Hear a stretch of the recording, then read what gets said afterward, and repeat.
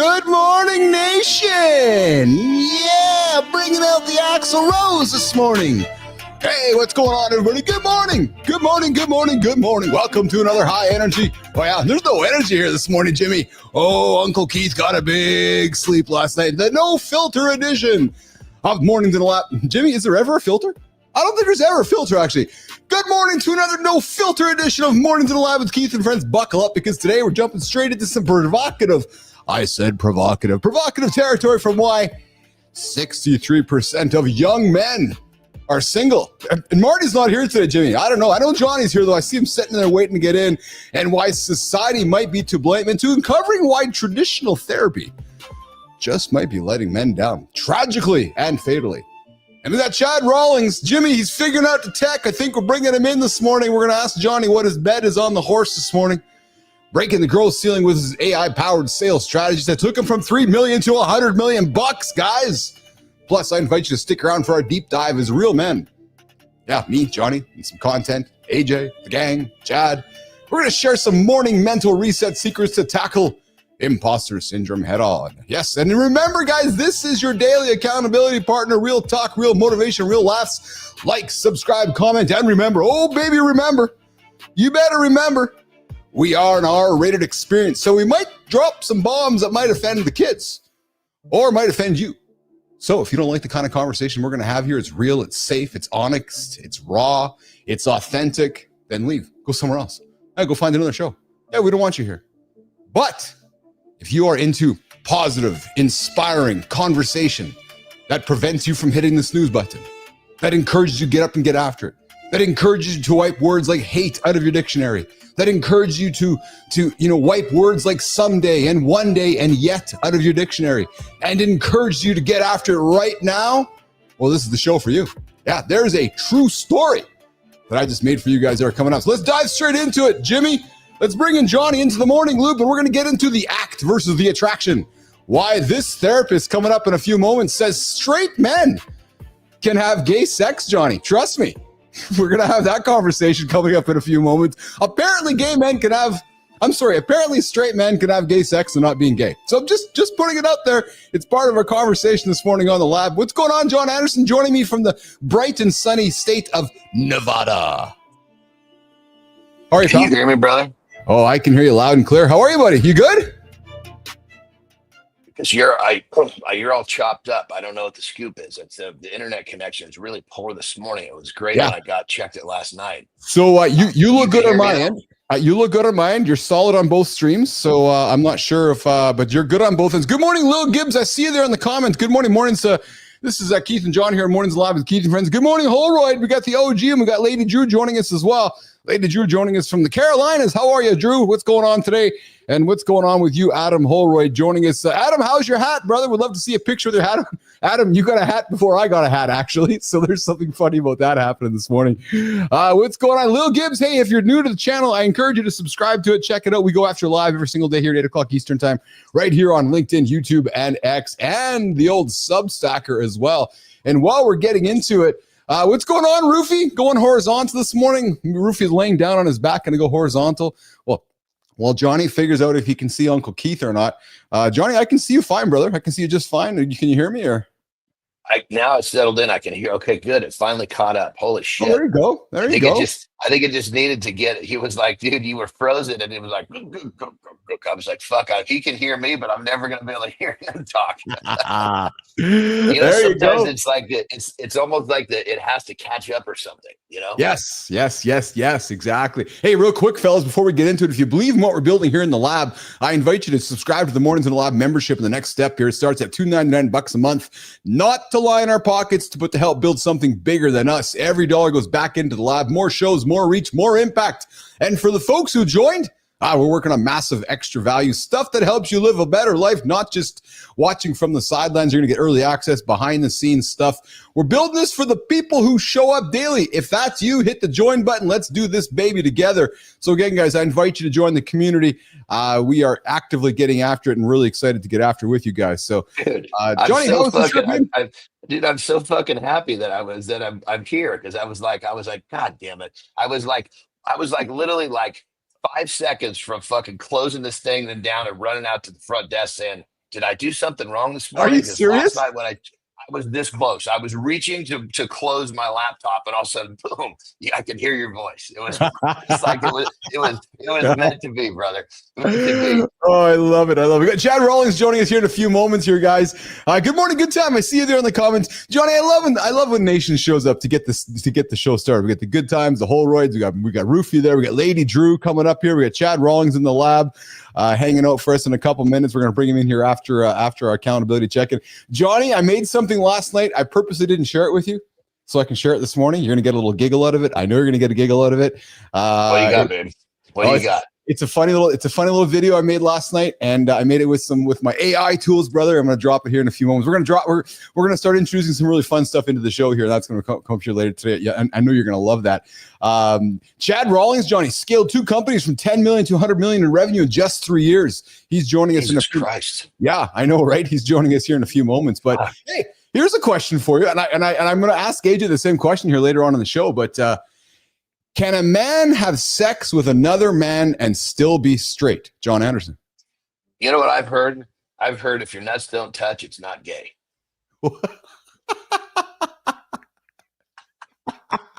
I've never tested the theory, though. I don't know. Jimmy? You've never tested the theory, though. No, because in that setting, I wouldn't be able to get a piece of wood. It's just not appealing to me. Well, this is true. Yeah, I'm probably in the same situation. However, brother, I'm working on getting this guy on the show. True story. Because according to a relationship therapist, Dr. Joe Kort, Johnny, the answer is yes. And his viral explanation is challenging everything we knew. Well, you think like the people in prison, in prison, they're not gay, but that's what they do. Well, it's interesting because he says this isn't just provocative, it's reshaping how we understand identity itself. Now, Kort says this isn't just academic theory, it's forcing us to confront the rigid categories we often place on sexuality and identity. And for millions of men struggling to understand desires and experiences, this perspective could either be liberating or deeply confusing. Now, Johnny, Dr. Kort, and here's the key point, brother. Dr. Kort argues that there's a profound difference between sexual acts and sexual identity. Johnny, he explains that straight men can be attracted to the sex act itself. Maybe this is like your joke when you talk to him where the nuts don't touch, right? And he explains that the straight men can be attracted to the sex act itself without any romantic or emotional attraction to men. And finally, before I open up your comments, he says, in his words, it's not a gay thing, it's a guy thing. Jon Andersen. I really liked I really identify with being an outside the box thinker. Yeah. Yeah. This one's challenging me for sure. Yeah. Because what I'm doing is I'm putting myself in that position. And I'm thinking, I know that I suppose they say that we're all have weird shit inside of us, so as far as I know, I'm not gay. Right. Yes. I don't have motivation in a gay sense. Yes. In sexually, because obviously gay means happy. I have plenty of that kind of gay. Yeah. Right? Yeah. But I'm thinking to myself, okay, I'm not gay, but would that act be appealing to me? I struggle with that. I would, because I'm when it comes down to it, I'm pretty good at handling this. I'm ambidextrous. I can handle it 2 ways. That's why I thought this conversation, frankly, was fascinating. And I wanted to have it today. And I'm serious. I have invited Dr. Kort into the lab. We're going to try to get him into the lab for a further conversation. Because, Johnny, this doesn't invalidate anyone's experience, frankly. What it does, I think, it simply acknowledges the complexity of human desire. Right. So to your point, like, you're one who's like, I'm okay. You're a guy who prides himself on doing shit that other men won't want to do. But this one isn't so black and white. And you're like, but I because now we're saying, but there's the act over the activity. And you're like, no, but I don't desire the activity. I know you enjoy life expectancy work, but the idea of doing it with the same sex, I know doesn't appeal to you. But as I read this, Johnny, true story, I for the first time in my life, I've acknowledged that it's not as black and white. Like, I don't think it is as black and white as maybe I thought it was.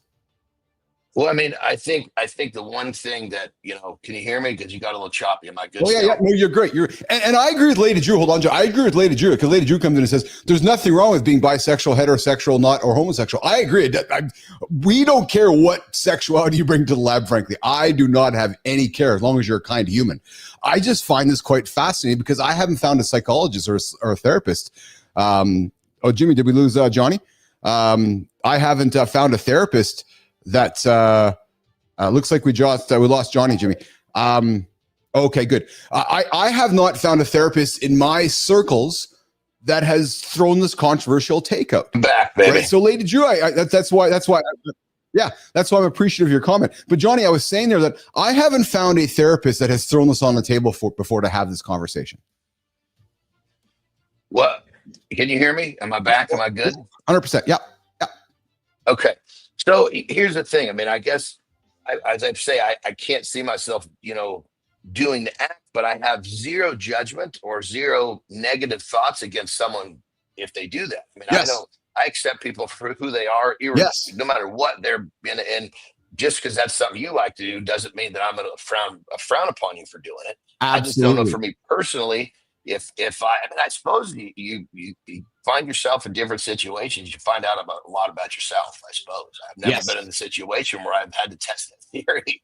Well, but it's interesting because you brought up prison, actually. And I think there's something to be said for that, right? Because you might end up in prison one day and you might think to yourself, well, I'm not gay, but maybe I have a desire for the act, right? So like I said, I'm going to ask AJ the question there and throw it on the table with him as well. I find it fascinating. And what I like having about this conversation and why I wanted to have it with you is because, and I want anybody listening to right now, it's not laced in judgment at all, frankly, because Keith and John actually don't have any judgment about it. I just thought it's something that's quite interesting because what it does for me is that, it talks about it, whether you agree or not with Dr. Kort's perspective, one thing is clear, John. Authentic masculinity means having the courage to honestly examine your own experiences without fear of judgment or labels, right? We talk about it all the time. True strength comes from self-understanding, not from fitting neatly into someone else's categories. So if you happen to be not a gay man, but enjoy gay sex, great, good for you. No judgment, all grace.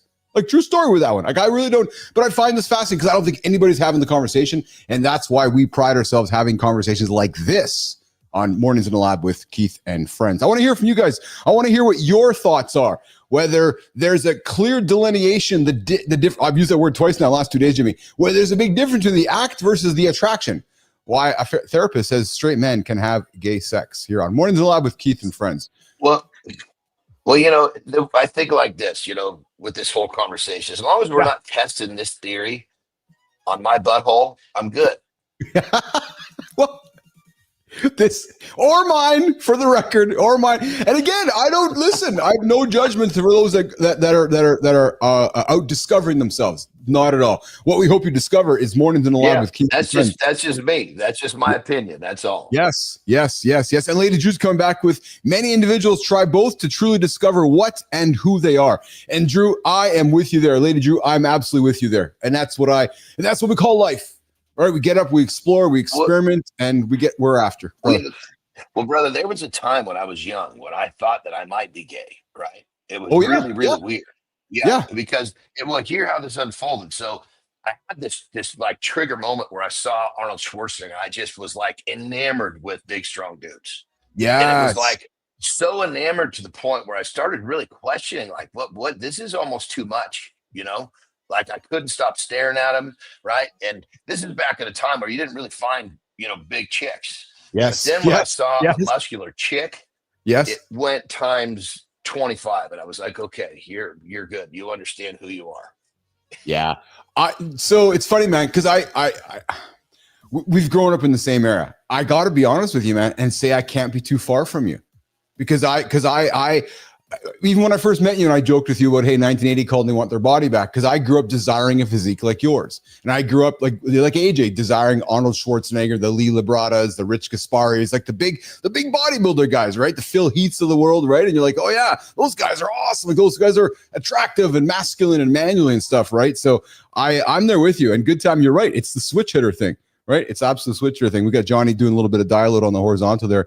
Jimmy, let's try something out here, Jim. Let's do the nuts video, Jimmy, and then we'll go to the accountability check. And can we do that, pal? We'll try something fun today.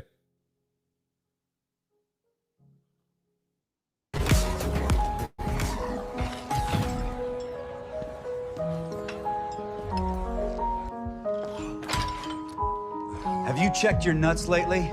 Every day in the shower.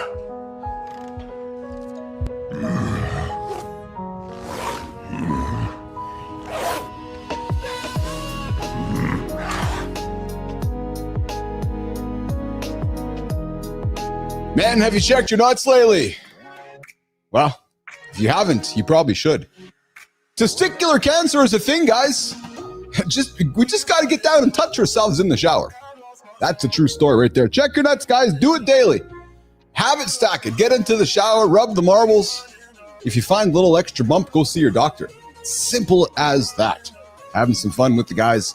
All right, I got some good news and I got some bad news for you. The good news is, success, roofie. Success is inevitable when you show up consistently. Oh yeah. The bad news, no matter how much you achieve, the feeling that you are a fraud is not going anywhere. That is a true story. I'm nobody who worked hard to prove myself. Nope. And when I finally sold my company for 50 million bones, I thought that was it. I'd never doubt myself again. I'd never been so wrong. That voice still shows up. Why do you think you are? Who do you think you are? Oh man, there's somebody looking in the mirror. Who the hell am I? Because every time I move anyway, I build trust and confidence. Trust in myself that I'll keep showing up. Confidence that I've done it before and I'll do it again. But here's the main part nobody teaches you. You don't need to feel bulletproof at all, frankly. You just need to know you won't bail on yourself. You bail on yourself, you're done. So guys, I encourage you. Get up, get after it. The success you're chasing, it's actually, frankly, inevitable. It's just over there. It's not laced in someday. It's not laced in one day. It's not laced in, I'm ready to get after it when I'm ready. No, it's right there. But you got to show up. The bad news is that if you're not going after it honestly, you might wake up being a fraud along the way. There you go, Jimmy, the accountability check-in this morning. It's funny, good time. You thought money gives you more confidence. So did I. No, you know what it does? It actually, I don't know if it gives you more confidence. Good time. What it does is I think what it does is it gives you confidence to be yourself, maybe. Confidence to find different, good time. That's an interesting question, man. That's an interesting question. I don't know if it's the confidence thing. I got Jimmy. Thanks, brother. I got Hormant in the comments as well. Looks like we might have a solo show with Uncle Keith this morning on Mornings in the Lab with Keith and Friends. Johnny's dealing with some technical issues, but we'll get him in here. And I got to get the Keith and Jimmy show here today, which means I'll be digging into the parking lot. Jimmy, we might be digging into some stories that we didn't get to yesterday and earlier last week. Or, hey, we might just have to have Roofie get off his horizontal ass and can get him into the show here. He's like, what? Oh, we got Hormant in the comments here. Let's see here. Now, good time. Listen, man, you thought money gives you confidence. It's funny, good time. I saw a comment yesterday. I was reading something in my daily reads, and there was a billionaire. A billionaire talking about why they drove a Prius, why they dressed the way they dressed. And I really attuned to this because I think good time you can relate to where I'm going with my Jeep on this one. And the person said, when you achieve the status where I'm at as the billionaire, I really don't give two hoots about what anybody thinks about me, so I can dress how I want to dress and I act how I want to act. And it wasn't in a negative way. It was just in a way of perpetuating confidence. What I found fascinating, though, was because I can say I was the person who I'm talking about next coming up. He said, it's the folks that are the millionaires that are pretending to be wealthy, the ones that feel like they have to show everything off, right, by having brands, even though the bank account is empty, right, showing you that they're rich, even though they're actually not, right? And I remember, dude, I was the guy, sold my company. I was like, oh yeah, I got this fucking credit card, unlimited spending on it. Went out there and did it. And then woke up extremely empty, a closet full of wonderful clothes and just good time, empty as hell. Actually empty as hell, hence the Jeep, right? Hence who I am. So it's a fascinating, I think, journey when you go from having nothing to having wealth and then showing it off and then recognizing that there's no point in showing it off because you're just actually a douche. So I find it quite fascinating. Actually, it's a fascinating journey. What's going on, Hormant? I see you there in the comments. We got Johnny back here. Johnny ran down to the front desk to say, what the hell's going on with my internet? Am I wrong? Can you hear me, brother? I can hear you. Yeah. We got a little bit of delays on you, I think, though, maybe. It's a trip. You can hear me, but I'm here. Excuse me. It's choppy with you. This is almost worse than my cabin in Tahoe. That's right. Yeah, you had that was a fun experience you had there in Tahoe a few months ago. I absolutely remember that one. For sure I do. Yeah, that was a little challenging, actually, if I remember, for you. Well, I might just have to sit here and look pretty for a while, wait for it to catch up again. You might be oh, hey Roofy, you want to come join the chat? Why don't you come jump in here? We'll get Roofy on the show here. If you're sitting around here, we can get the good thing is John does look pretty sitting on camera though. That's a wonderful thing here. That's awesome. All right, let's see what we got here. We got some things to get into today here. I'm gonna get into the deep dive, Jimmy. Jim, here's what we're gonna do, pal. I'm just looking at some of my notes here. And I'm going to jump into my conversation right now, Jimmy, with the neural edge. I'm going to head over to the reloaded conversation, Jimmy, on the neural edge, why coordination training is the most underrated fitness skill. We're going to do that. Then we're going to come back, talk some deep dive, and keep the show rocking and rolling this morning on Mornings in the Lab with Keith and Friends. 8 o'clock Eastern time, right here, YouTube, like an X. Johnny, here's something for you, brother.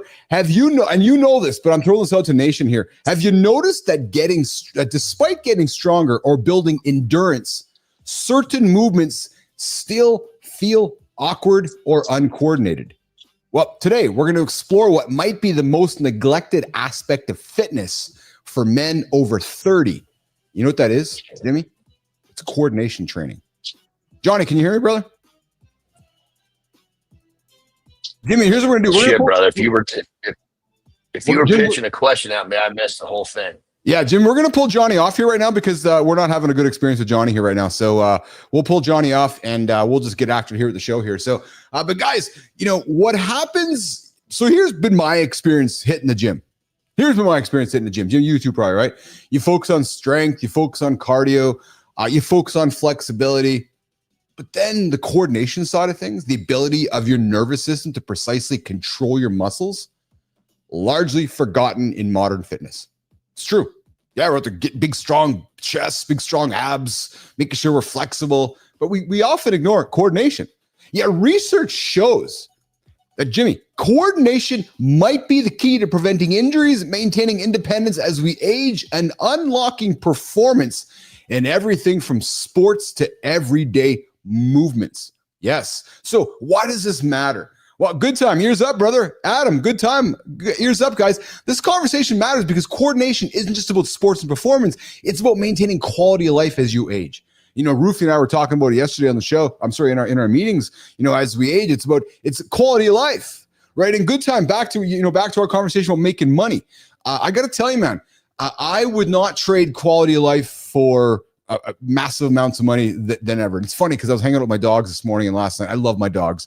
And often I find myself going, yeah, I want to go. I want to travel. And then I find myself in those head moments where I'm like, yeah, but when I'm in those moments, I'm kind of like missing my dogs again.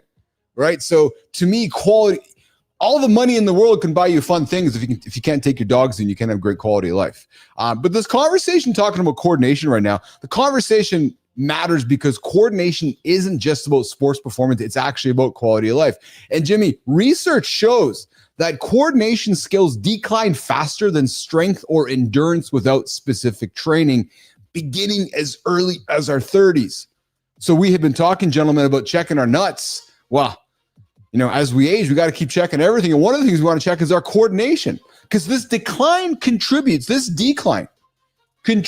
the increased fall risk and movement hesitancy many men experience in later decades. I got to tell you guys something, man. I was a mountain biking in Whistler with Lauren a few years back, and I recall going down some of the mountains, and for the first time in my life, Jimmy, Adam, Roofy, I got to tell you guys, I found my brain kind of squirrely with fear. And not fear that I had experienced before, but fear almost like my nervous system saying to me, hey, you're losing some coordination here. And I was like, yeah, but nothing's changed. And I wasn't drunk. I wasn't high. I was sober as can be. But yet I felt really kind of off base. So when I found the story, I reflected on how I felt going down the mountain. I just did not feel very coordinated at all. Yet, I feel like I'm strong. I feel like I got, good stability, good flexibility, but my coordination was messed right up. So it was, I relate that to because I've been there. I've absolutely been there. And the decline contributes to the increased fall risk in later decades, right? And we've heard this before. We get older, we break our hip. Life is not a positive experience after that hip happens, right? So by understanding and training your coordination now, you're investing in your future independence and capability, ensuring you can remain active, confident, and injury-free throughout your life. And Jim, as I was digging into this conversation, according to research published in the Journal of Strength and Conditioning Research and highlighted by Men's Health, what's up, Men's Health? Coordination training offers benefits that extend far beyond what traditional fitness approach provides. So, we're out there lifting heavy, getting the big chest, getting the strong ab, building the big back. But the science reveals that coordination is primarily a neural skill. Yeah, there you go. It's about how efficiently your brain communicates with those muscles rather than the raw strength of those muscles. Now, this natural efficiency can absolutely be trained and improved at any age, but it requires specific challenges that most modern workouts simply don't provide. And I got to tell you guys, what's particularly fascinating is how coordination training affects injury rates. Again, looking at a comprehensive study, you guys, a comprehensive study of men aged 35 to 60 right inside of the Mornings in the Lab demographic found that those who incorporated, and here's the takeaway, guys. Here's the takeaway, Roofie. Here's the takeaway, Hall right. Here's the takeaway, good time. 10 minutes of coordination drills 3 times weekly experienced 61% fewer injuries over a 2-year period compared to those doing traditional strength and cardio training alone. Here's what this tells me, Jimmy. It tells you that, we got to get after our strength, got to get after our cardio, right? And, we're not I'm not suggesting you got to go sit there and do 3, 4, 5, 6 hours a day cardio. No, go for a walk at 30 minutes in 20 minutes. Just get your legs moving, right? Get your cardio and get your heart training. But then, we got to find ways to not only stretch, but we got to find ways to figure out our coordination.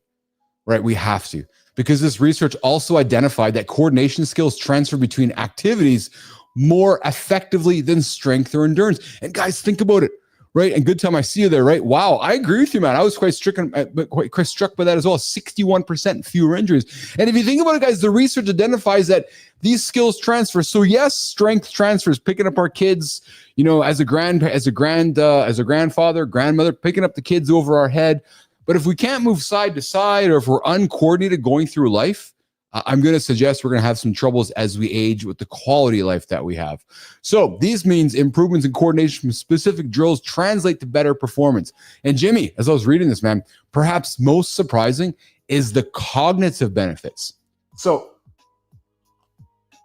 coordination training creates new neural pathways and strengthens existing ones, which appears to have protective effects against cognitive decline. And again, I'm thinking about it. And Jimmy, I suck at coordinating, man. Like I was telling you guys earlier here, when I do when I do some yoga on the screen, like if I was watching Roofie do some yoga and he's going left, I'm going backwards. If he's going right, I'm going forwards. I suck at mirroring coordination. It's funny. So, and it says here that men who regularly perform complex coordination challenges showed significantly better cognitive testing scores, particularly in areas related to processing speed and executive function. And I guess that's where I suck, Jimmy, right? Because when I'm trying my yoga routines, I'm not good at it. Yeah, that's an absolute true story. I'm just fucking struggling away to try to do it in front of the camera. No, it ain't working. It ain't working. So what can we do to incorporate coordination training into your fitness routine? Well, guys, here's the takeaway for you. Implement the novel movement challenge. Guys, not an hour, not 2 hours, not 4 hours, 5 to 10 minutes at the start of each workout, attempting movements that feel unfamiliar or challenging. Now, this might include single leg exercises with your eyes closed, right? Can you do it? So close your eyes. Using your non-dominant hand for dumbbell exercises, Or Jimmy, we might even say you might even want to try some solo life expectancy work with the other hand, aka masturbating with your left hand if you're a righty, or aka masturbating with your right hand if you're a lefty. Just being ambidextrous. That might be. And listen, all we're asking is 5 or 10 minutes. So if you can empty the clip in less than 10 minutes, you're after, man. You're using your time effectively. Yeah. What are you wowing about, Jimmy? This might include single leg exercise with your eyes closed, using a non-dominant, or performing familiar movements in reverse or unusual patterns. Again, the idea here, guys, doing things that you don't normally do, right? So if you're used to going missionary, Jimmy, you might want to try doggy style. If you used to go in reverse cowgirl, you might want to go front cowgirl. I'm just saying, just throwing different ideas out there. The key is creating novel challenges that force your nervous system to create new pathways. Yeah, there you go. Jim, we're always dropping nuggets on the lab here. Always dropping nuggets. And then second, guys, add controlled instability to basic exercises. For example, perform push-ups with your hands on unstable surfaces like medicine balls, or stand on one leg while performing upper body exercises, or use tools like balance boards during rest periods. Balance boards. Good time. I'm with you, man. Try assisted stretching. I like that too. Dude, balance boards, I bought one. I bought one here at a couple years back. I love it. I'll often go stand in the gym and just get on it. It's like a surfboard, right? It's like a balance board with like a little pivot in the middle of it. Think of it like a seesaw, right? So, Jimmy, do you see Johnny in the green room? Because he sent me a text here. There he is. So there we guys, go. There you go. So you might want to try assisted exercises or use tools like balance boards. These modifications force the nervous system to make rapid adjustments, dramatically improving coordination while still accomplishing strength or endurance goals. And guys, I talk balance board. When I'm between rest breaks on my lift, instead of resting, I actually stand on my balance board. So I keep my core tight and I try to focus on balancing. Johnny, can you hear me right now, brother?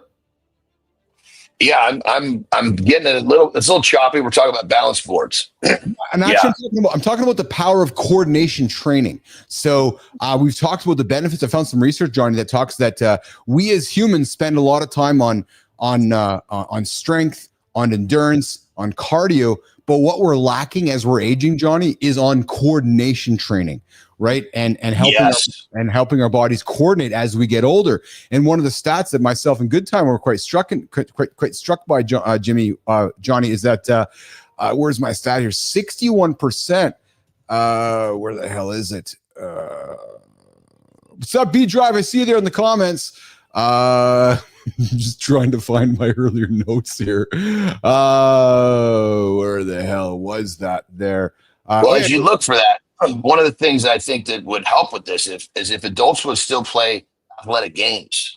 Yeah. Athletic games, we do it as kids, as young adults, but as we get older, generally speaking, we don't do that anymore. Like me playing pickleball, I can't tell you how much help that's been. Yes. Oh, I bet. Well, that's a great example, right? Is playing pickleball, side to side coordination, right? Trying to swing the racket, trying to hit the ball. All those great things absolutely help, right? So, anyways, I can't find the stat here in front of me, guys. Bottom line is this: get after your. Thanks, B Drive. Yeah, 60.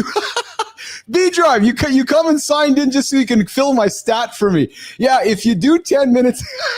I love the very nice. I fucking love the good shit. That's exactly it, man. V Drive coming to the table, carrying the water for Uncle Keith this morning. Johnny, we put 10 minutes of coordination training every day daily. We will reduce the likelihood of injuries by 61%. 10 minutes, brother. It's just 10 minutes, man. Not a lot, right? And I bet you it's probably if you did it 3 minutes, it would be drastically improving. Well, I like that you say that because often we'll throw the 5 or the 10 or whatever it is, but I like that you always bring. I know I like that you always bring it back to at least get up for a minute, because usually a minute turns into 2 or 3. It's the idea of starting, isn't it? That's what you really lean into, right?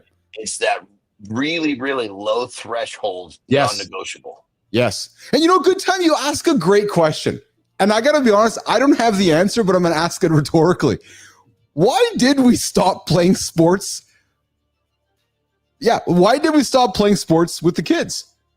Like, because it's funny as we grow up. The Stoics played game. They played different athletics all through their whole lives. That's why they were studs. Yes, yeah. It's interesting though. Oh, so yeah, yeah. I see. Thanks, Jimmy. I appreciate that comment. Everybody's coming to the table to rescue Uncle Keith here this morning on Mornings in the Lab with Keith and friends.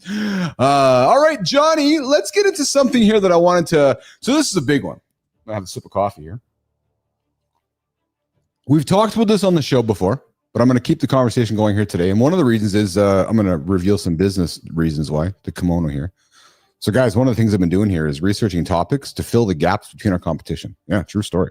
And one of the gaps in the market right now is there seems to be, when I look at the content in the market, there is a strong desire for conversations around imposter syndrome, and that many men struggle with imposter syndrome, and typically it's Can I jump in real quick because I can hear you really well right now. Yeah. This whole thing with imposter syndrome, you got to reframe it. It's like failure.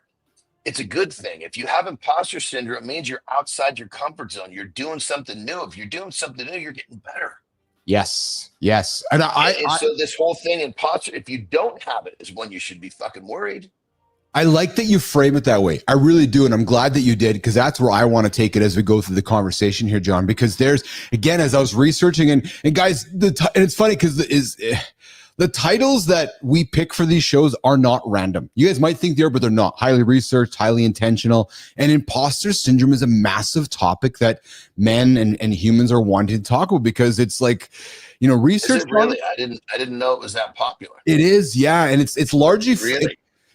So typically females appear to be more comfortable talking about this, where men, kind of, what do we do, Johnny? We huddle up in the corner and we don't talk about it, right? But yet, John, research reveals up to 82% of us quietly battle feelings of inadequacy and self-doubt. So think about it, Johnny. 8 out of 10 men are sitting there looking in the mirror, not feeling good about themselves. I'm literally writing that down right now, because I think that I can bring some major value to the public by talking about this in videos. Absolutely, you can. Yeah, I believe you can. Because, guys, conquering imposter syndrome is not just about feeling better. It's about reclaiming confidence, boosting performance, unlocking deeper satisfaction in work, relationships, and life. And I've gone on record and said that I am somebody who has battled with this, even though, one might look at my accomplishments or bank account or things like that. It's like, oh, what do you have an imposter syndrome for? No, it's a true thing, man. And it's just battling self-doubt. But I'm going to say, since I started Live in the Lab and started the show of Mornings in the Lab, this is my space. And every day I get up and get after it, the idea of imposter syndrome goes further and further back in my mind. Johnny. Yeah, I mean, I missed a ton of what you're saying, but if we're still talking about imposter syndrome, I just think that it has to be, revisited from the other side. Yes. Things that make you uncomfortable, things that scare you, are the things you need to get better. When you feel like you have imposter syndrome, it's because you feel like you're lacking in some sort of a skill, let's say. Well, guess what? That feeling of being uncomfortable is going to allow you to do shit you wouldn't do when you're comfortable. So you're going to improve that skill. You're going to get better. So you need to pursue imposter syndrome. Absolutely. It's hard to argue that. And Johnny, men often cope through overwork, procrastination, constant validation, seeking and even sabotaging opportunities out of fear. Because what it does, John, for many men is it encourages them to step outside the comfort zone, and that's where we get scared. Right. So the common triggers, brother, are that include increased responsibility, perhaps competitive environments, and past upbringings. And that's something I don't think we often talk about, is the past upbringing. And then at what point in your life journey did you get over it? Right. Like, it took me a long time to get over my upbringing, Johnny. Like, it wasn't in my 20s. It was in my late 30s and 40s as I was going through my journey. And that's when I spent money in therapy in my own brain to get over my past upbringings. No judgment, no, just how I was raised, frankly. Yeah, I mean, when it comes down to it, can you hear me, brother? We good? Yeah, 100%. I want to make sure that I'm. Yeah. Yeah, it's crazy because you can hear me, but I'm having it, which is perfect. I'd rather have a hard time hearing you than the other way around. Yeah. It's the way we're programmed, because we were programmed by people who were they were programmed by people that were in the Great Depression. So all they wanted was go get a secure job, get a house. Just this really, really easy, safe play is how the people that raised us were raised. And then they Yes. did that to us. But now we're telling our kids, go do shit that you want to do. So we're basically pushing the tables back the other way in our generation. Yeah. Yeah, no, you're right. It's interesting because when you do bring up, the parents that raised us and the era they were raised in, emotional quotients, intellectual quotients, just frankly weren't there. But guys, here are 2 proven steps to crush imposter syndrome each morning and be driven. Bernard, I see their Rockefeller education system. Yeah, no kidding, guys. And AJ, often talks about this too, is reflecting on strengths and accomplishments. Right. And I know Andersen does it all the time when he writes down his gratitude. Take 5 minutes, take a couple minutes to list past successes and personal strengths, reinforcing your self-worth. I know that Jon's often say, don't get stuck in the details. Sometimes it's not the details. Sometimes it's the milestones that remind us what we've achieved. That's what I would encourage you to lean into, is reflect upon a milestone that you've achieved, to wipe out the logic of, oh yeah, I'm not that good. No, actually you are good.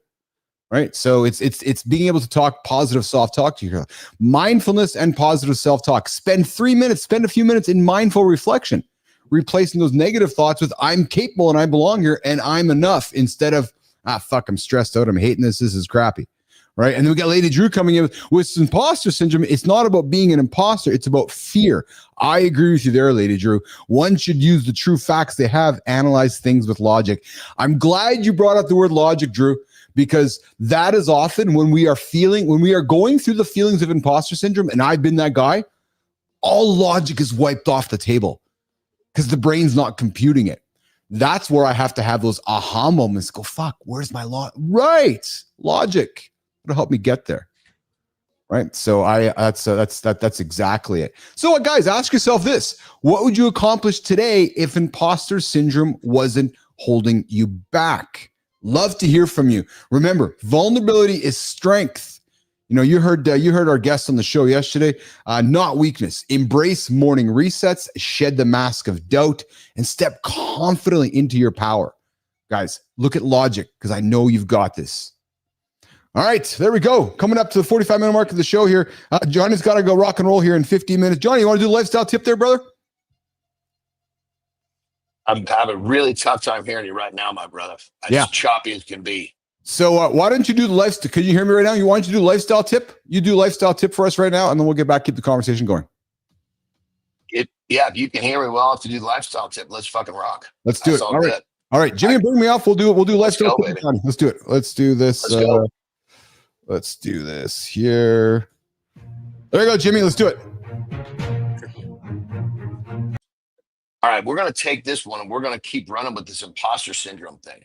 You see, when you're feeling like you have imposter syndrome, it's because you're uncomfortable. You're uncomfortable because you're doing something that you're not familiar with. Maybe you're doing something new. Well, just remember, you're supposed to suck when you start something out. When you do something the first time, it's okay to suck. Remember that. But more importantly, if you have imposter syndrome, it's because you're uncomfortable. Being uncomfortable is a highly productive state. So don't run from this, run to it. Because when you learn to push into this stuff, when you learn to push into being comfortable in uncomfortable states, such as imposter syndrome, you are going to level up very, very quickly. Now, there's a lot of ways to cope with this. Taking action, making sure you're eating right. You do the things you need to do to be constantly leveling up. When you're constantly leveling up, it's much easier to deal with the feeling of being uncomfortable or imposter syndrome. And for business owners, this is what I do. My coaching is all about helping business owners or business type people, commission workers in terms of sales. When you are constantly pushing the limits, when you get better, you level up. Everything around you levels up. Your life levels up. Your finances level up. Your relationships level up. So remember, leveling up has to do with pushing into that feeling of being uncomfortable. And when you do the things you need to do on a daily basis, pushing into that feeling of being uncomfortable will actually help you get where you want to go. And you will learn to be very comfortable in that uncomfortable state. And now you are really kicking butt. You want to talk more about this? Jump into my DMs and LinkedIn and let's have a nice conversation about it. that being said, keep kicking ass. Rock and roll. We got a big push happening on the LinkedIn platform, guys. I'd encourage you to connect with Jon Andersen, connect myself, Keith Bilous, but we got the two boys actively getting after it on the platform. And as Johnny is actively moving in the direction of increasing his presence on LinkedIn, guys, you want to connect with him, I encourage you to connect, hit him in the DMs, and go like some of the content we're putting out there. As you guys know, we got 3 platforms we lean into: LinkedIn, YouTube, as well as Substack. And John and I are aggressively growing the business over on the LinkedIn side of things. Brother, I know you got to rock and roll in 10. What do you got going on today, pal? Today, well, I've got a fun day today. I've got a podcast, which is good. I got 2. I got one today, one tomorrow. So basically it's flip-flop. Today is podcast in the morning, then a training collaboration in the afternoon. Tomorrow it's training in the morning, podcast in the afternoon. So it's going to be a fun couple of days. Yeah. Nice. Yeah. It's I'm actually on tomorrow I'm on Sean Kelly, his podcast. That's called the Digital Social Hour. It's a big boy. He's got like 11 million followers on his Instagram. Oh, wow. That's fun. Yeah. And then today I'm doing Ross Mendel's. That's going to be a fun one too. And then the training collaborations are going to be a lot of fun because I'm training with, basically equals, so to speak. Today's going to be Nick Best. He's a buddy of mine that I do the thing on Sunday with, for competitive strongman competitor. Then on Wednesday, Joe Sullivan, he's a world champion. Actually, him and his wife. They're both world record holders in powerlifting, and they both compete at high level in bodybuilding. So they're kind of hybrids like myself. So it's going to be a fun couple of days, man. Dude, good for you, man. That sounds like a lot of fun. What's going on, Zeglin? Dude, AJ, you showed up, and my fucking sound is crystal clear. Whatever you did, you brought the goods, my brother. I did my best. I love it. I've been sitting here for 59 or 49 minutes listening to Keith, every other word with Keith. You show up and I got everything perfectly. This is beautiful. Speaking of training partners, John, I saw on Instagram the other day you had a post with Mike O'Hearn. Yeah. We're actually we get together for a workout now and again. He's one. So check this out, dude. He's one of those dudes, and there's very few people on the planet sitting across a piece of equipment or a table. I can look at him and I know that he's actually done what I do longer. And he's actually, to be honest, he's done it a little better. He's been more consistent. He's been more consistent than any other dude on the planet. He's 600 covers of magazines. Totally. And the crazy part is now he's fucking fully doing the movie thing. I mean, he's probably doing 3-4 movies a year now. Crazy. Good for him. Yeah, the guy's a legend, man. I remember, as a kid, every second magazine I picked up, he was on the cover. Oh, dude, crazy. I mean, he's actually coming on my podcast in 2 weeks. And what I want to talk to him about, because most people don't know, they just see him now. What they don't know is he started doing 5-6 meals a day when he was like fucking 9 years old. Right. Yeah. I mean, he's been living the life for longer than anybody else and never taken a break. So yeah. And he's also too, he's a really positive dude, which is really cool, Yeah, no, he's obviously, I don't know him. I've never met him, but just from the stuff that I've seen on him, like online, because I watch a bunch of his stuff, obviously online too. And he seems like a very positive guy. Dude, listen, let me tell you a quick story. So he's fucking cock strong. Cockstrong. Yeah. So we're training together, and of course, everything in a fun way. It's a competition. He goes to the 130s, I go to the 130s. He goes to the 140s. We're just chasing each other down. So this time I'm leading, right? So I get to the 150s and I knock out a set, and he basically, I didn't realize he was fucking laying up, following me up the fucking rack. So he takes the 150s. Basically calls one of his other training partners over. He trains all the time, kicks these 150s up, right? His training partner, unfortunately, bless his heart, he's RIP, he's passed, takes 30s, puts them on top of the 150s. Let's fucking go. Right. No wrist straps, no fucking nothing. And he knocked out fucking 11 reps with that shit. Right. All right, you got Keith, John, and AJ here on Mornings in Live with Keith and Friends. Good morning, good time. I see you there. Does Johnny wear shoes to the podcast? I don't know. Johnny, do you wear shoes? Dude, I fucking only wear shoes if I'm going into the gym or I'm going into a fucking public restroom. Oh, there you go.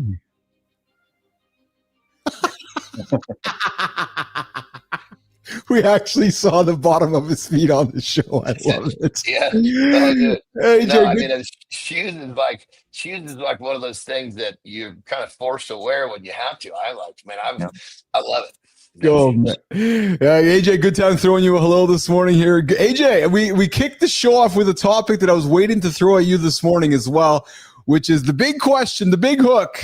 That's a doozy, brother. AJ. Okay. Yeah. Can a man have sex with another man and still be straight? I mean, historically, if you look through history and the ancient Greeks and some of their practices, I would imagine that you would say yes. And if you looked at certain things that probably happen in parts of society, like the prison system and stuff like that, That's then exactly what I said, brother. That's exactly what I said. Yeah, then I would say that I mean, historically, I think the evidence shows that it probably does happen. But yeah, I guess it's an interesting question. I don't know. Well, so, and I kicked it off, AJ, and this is fascinating to me because according to relationship therapist Dr. Joe Kort, the answer is yes.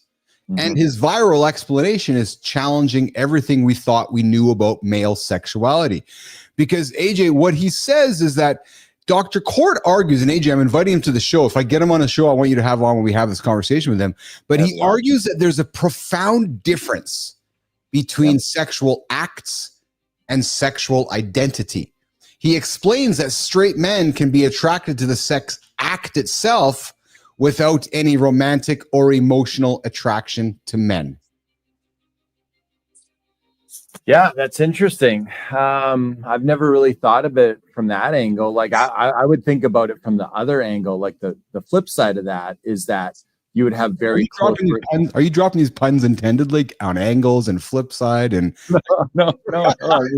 I'm just saying, like, typically I would think of it from the other side, right? Like you would have very strong emotional feelings for another man and love that man like a brother, like and be like, oh, I love my friends. I genuinely love and care about these people in a deep emotional way, but have no sexual attraction. You know what I mean? Like I would typically look at it from that but not want to penetrate his sphincter with all that love. Exactly. Type of love. Exactly. And we are good time saying, I believe you, but he's not trying it. And I don't think any of us are either. But I found this fascinating because, AJ, this is a conversation men don't often have. And as Dr. Kort said, he said, this is not in his words, it's not a gay thing. Mm-hmm. It's a guy thing. And the distinction between behavior and orientation challenges our binary thinking about sexuality. Because let's face it, AJ, we always think about it in a very binary sense, right? And what he's offering up is that there's a difference in the act and the activity, as you're saying as well. Yeah, absolutely. Well, and I mean that example of maybe what happens in when people are incarcerated in the prison system would be one of, that my hunch would be that happens for a number of reasons. There's obviously a thing to the act, but there's also probably some sort of element of power and intimidation and stuff that comes into play there too, right? Yes. Yeah. So I Bernard's coming in with, Keith, we know you've tried the reach around. Were you, B-Drive, was that you in the corner of the room? Bernard, I knew that was you in the corner of the room when I was doing the reach around back there. And then he's like, wasn't it an event in Canada? Yeah, that's true. Hey, as long as there's no eye contact, it's not weird. Only the eye contact that makes it weird. Oh my God. So I'm hoping to get Dr. Kort on. We are hoping to get Dr. Kort on the show here so we can have a conversation. But I think this is a fascinating one. I knew that this was going to be provocative for everybody because, again, typically we associate. Yeah, exactly. All right, let's keep it going here, Mr. Zeglin. Johnny, you got to rock and roll, pal? Shit, I'm all. AJ, I'm did we lose losing Johnny? you guys now too. I'm losing you guys, and I got to go in a AJ, minute. do you have me? This is a good time for me to jump. Yeah, I got you. I got both you guys. I can hear both you guys. Yeah. Yeah. Jimmy, let's walk Johnny out here. I'm having some real struggles with Johnny. Let's walk Johnny out, and we'll walk Johnny out of the lab here, and we'll bring him back tomorrow. Johnny's out there in Nevada. We got a bad internet connection there, so we're gonna keep the show going. Myself and Mr. Zeglin this morning on Mornings in the Lab with Keith and Friends. You got a few minutes, brother, to continue with me? Totally. Yeah. Hey, real quick question for you too, which I'm always wondering. Yeah. Where do you see all the live comments when they come in? Oh, so if you look down on your YouTube feed there, so I don't, you're in both channels there.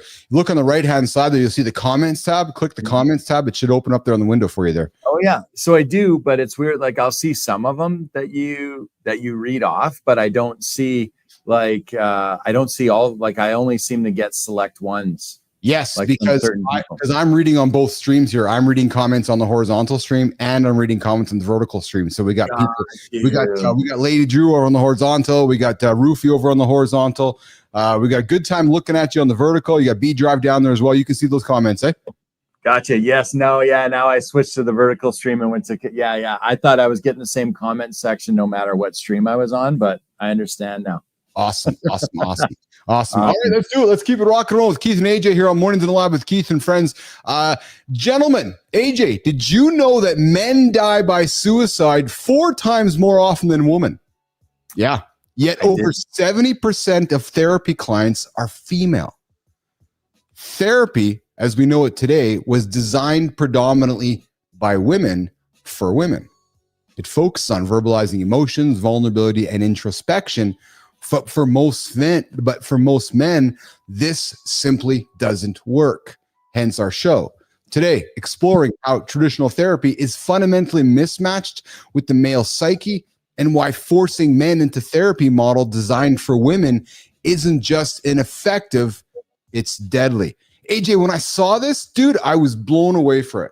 And then when I saw this stat before I throw it to you, the CDC data reveals a stark reality. Guys, ears up on this one, man, because if we have friends and men in our lives, we got to be aware of this. Men's suicide rates stand at almost 23% per 100,000 people compared to just 5.9 for women. Dude. Yeah. I don't even know what to say to that, man. Yeah, no, I know. Yeah, the numbers are quite staggering, unfortunately. I mean, I know just you don't have to look far. Within my circle, there's been unfortunately 6 really good men that have lost their lives that I grew up playing football with, right? There's 6 men that have unfortunately taken their own life that just in my little circle, that's me playing on high school and a university football team. Just from that experience, there's 6, and it was one of the, had a whole bunch of intentions and reasons for getting into the line of work that I'm in, obviously, but that was one of them, right? Because I didn't have to go far to find examples of guys that were unfortunately struggling. And when you hear about stuff like that too, it kind of breaks your heart a little bit because you knew these guys and you played with them. And if you played a sport or a high level sport with guys, you really feel like you have a genuine connection there that lasts your whole life. And you really feel that, I often think I'm like, hey, like if I played with you at any time, like, I hope that you could come and knock on my door and I would help you with anything I have in any way that I could. Right.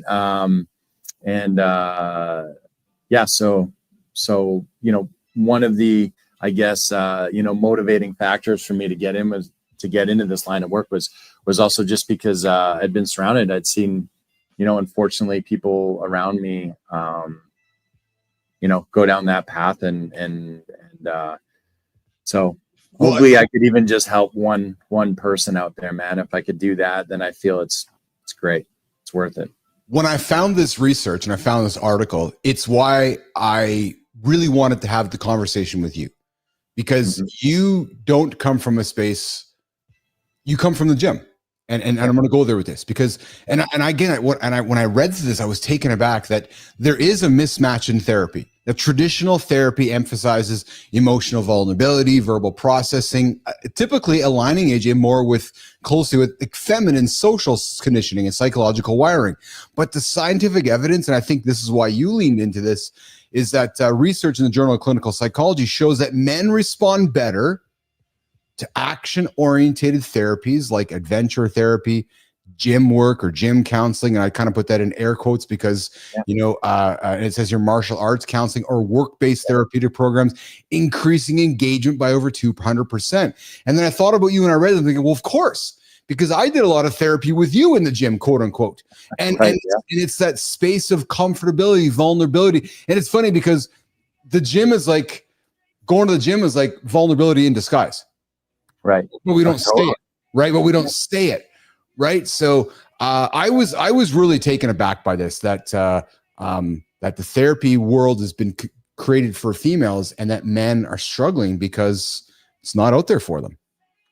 Yeah, no. And, to be fair, like, I don't know if it was, created and, in a purposeful way that it was trying to exclude men. No, but for sure, there's certain skills in there that we talk about all the time on here. And you just mentioned, being vulnerable, right? That's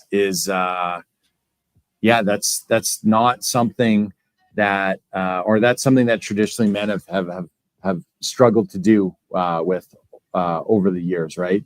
And so when you have a system through talk therapy that requires some of those things to happen for it to be successful and predict positive outcomes, then it's you can really struggle with it if you're having a hard time being vulnerable, speaking openly and honestly about things, right? So yeah, I don't know if it's obviously particularly designed to exclude men, but just some of the avenues that it works well in, some of the skills that it requires for it to be successful are obviously some skills that men have struggled with over the years, right? Yes. And you get men in that environment, like you said, that's action oriented. Look, like every guy wants to feel like he's useful. Every guy wants to feel like he has value. Every guy wants to feel like he's contributing to something. It's really powerful stuff for guys. And so when you're in there and you're physically accomplishing something at the same time, you start to feel that way about yourself. You start to build evidence that you're capable of things, that you're still, that you still have value, that you're still have potential to contribute, and so.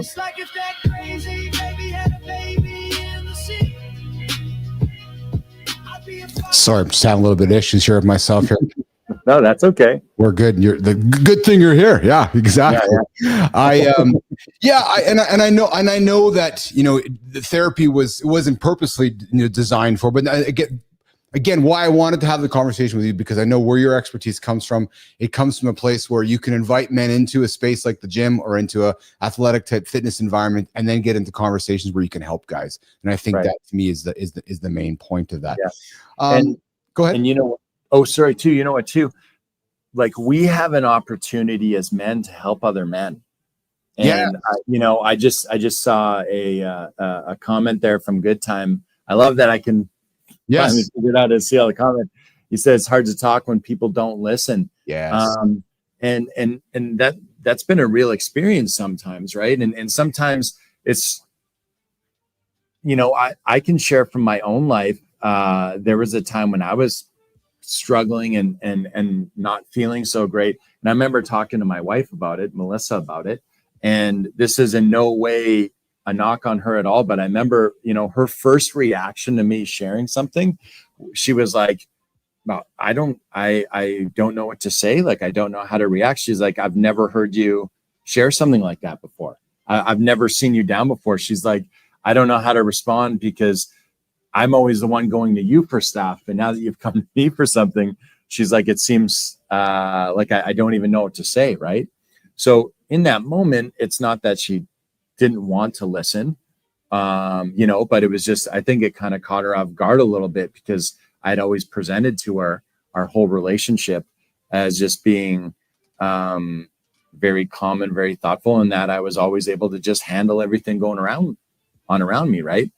And when I hit a point where I felt like I wasn't, and I was feeling a little overwhelmed, it was a hard conversation for her to have with me. Now, thankfully, I'm also surrounded by a very awesome group of men in my life with my friends, and I'm able to have conversations. I already shared with you and John, we had a conversation live on the air one day, and I told you, months later, how much that meant to me, of having that resource. But that's a great example of sometimes as men, because you understand the male experience, you understand what you're going through, you understand what you might be feeling, you understand the hesitancy to sometimes maybe share stuff and open up. So as a man, like, you can help facilitate that with other men. If someone makes the effort to do that, follow through and listen to them, and you'll be able to have empathy for them because you've probably been through a similar thing, right? And so if we have that community of men that are able to do that, then there will be people there willing to listen when you talk. There's been some things I've read which question the women in our lives, whether they really are aware of the burdens that men actually carry. What do you say to that? Yeah, I think I think people are probably aware to the level that we let them know, right? Yes. This is, we all have our own stuff that we work through. I myself have stuff that I hang on to and work through on my own. And I work in this field, so I, at times I feel I should know better, but I still have things that I work on my own, because I feel that, I'm a man and my first priority is taking care of my family. And I will absolutely make sure that every single one of them are okay and doing their best, before I would ever give myself an opportunity to check in on myself, if that makes sense. It's And funny, I hear you I'm talking. not saying that's the correct way to do it, but It's funny because I hear you talking, and I had, got to be honest, actually, like a little flag went off in my brain, because when you said that, I was thinking, wait a minute, well, no, you don't have problems because you're the expert. yeah. But it's funny because Yeah. you do, and yet, Man. And I had the same aha moment when Johnny made a comment a few months ago. He's like, yeah, I was standing in front of the fridge yesterday or a couple weeks ago, going, what the fuck are you doing, you stupid fat son of a bitch? What are you doing staring at something? Like, get out of here. Right? But I'm thinking, wait a minute, John does that too? Because we just don't. So when I hear you going, yeah, there's some days I struggle with myself, yet it's like the electrician going, I haven't wired my house. What do you mean? You're the fucking electrician. Right. We always leave ourselves last, right? Totally. Yeah. And I'm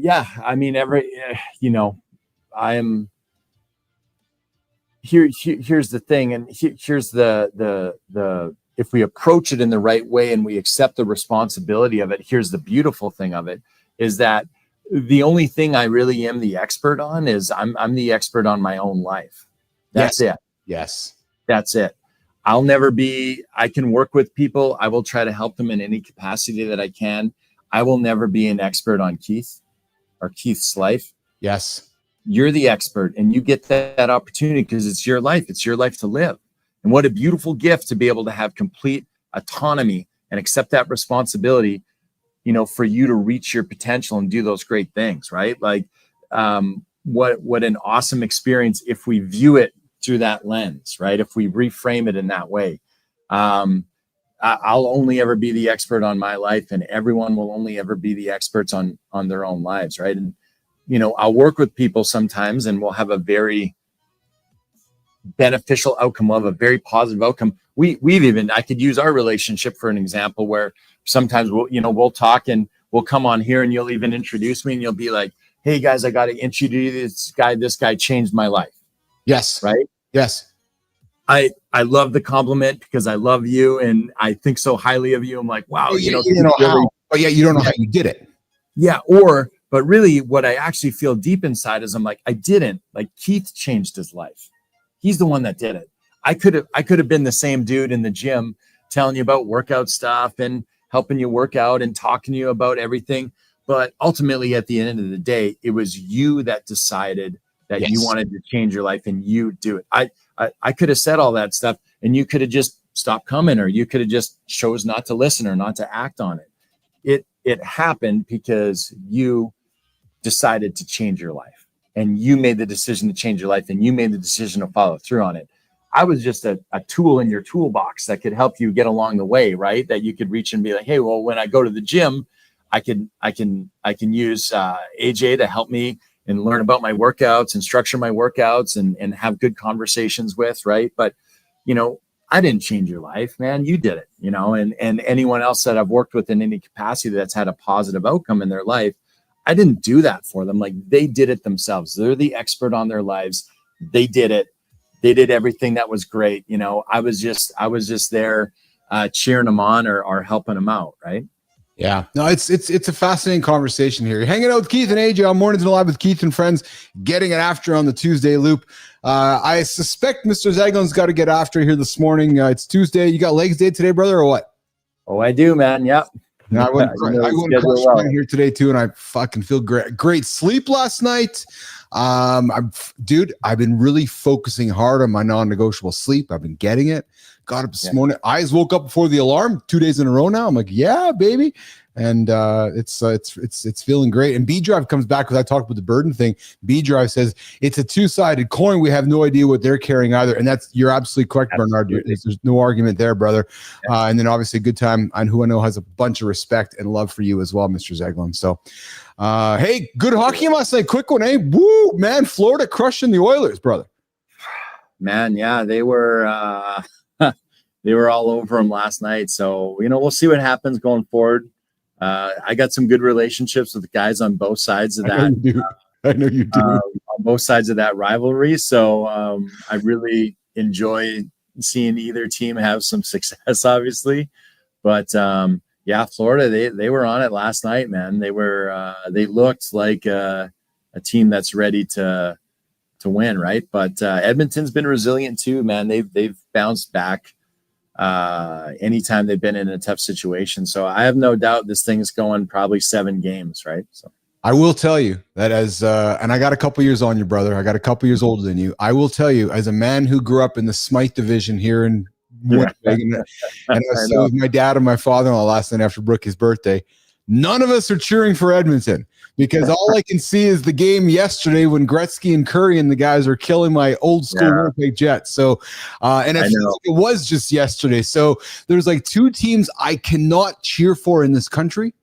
One's the Edmonton Oilers and the other one's the Saskatchewan Roughriders. I just cannot absolutely unequivocally do it. I can't do it. So I know it's tough. There's a lot of history there, but I'll give you 2 reasons. Don't give me butts. I'll give you 2 good reasons for Edmonton. Yes. One, Calvin Pickard. 100%. Yes. Favorite, right? Awesome. Like one of the best human beings you'll ever meet in your life. Yes. And 2, a guy, if you're just talking about making specifically not a Winnipeg, but a Jets connection. Yes. I know one of our guys who is a all-time, might be the top favorite Jet of all time with us, is Mr. Mark Stewart, who's obviously on the Oilers bench. Yes. And, I know we bond over Stewie there. Yes. Yeah. So, I mean, those 2 guys alone, Cal and Mark are, Pickard and Stewart, those 2 guys alone, they might be able to sway you, man. To just hold out for a little bit of hope, man. You could feel a little bit of joy every time they win, knowing that those 2 guys are a part of it. Cal Pickard's my neighbor here down the road here in Winnipeg, Manitoba. The backup goalie for the Edmonton Oilers, and Mark Stewart was one of the original Jet 2.0s here in Winnipeg, and trained at the facility where AJ works. And I got to know Mark a little bit, and I know AJ got to know him quite well. And 2 very, very solid men who. You know what? I'm going to say this, and I think they'd be okay if I said it in front of them. They're not the most talented guys in the room, but they're 2 of the fucking hardest working guys I've ever met. And you put that hard work in front of talent. Like, I remember watching Pickard at the gym every morning and Stewie, and and that's what I love about those guys, because the work ethic, right? So that's what it's about. That's why I know you and I both really lean into our affection for them, because I know I'm not the sharpest tack in the drawer, but I like to show up for work. So hey, that's my favorite saying, man, is be great at the things that require no talent.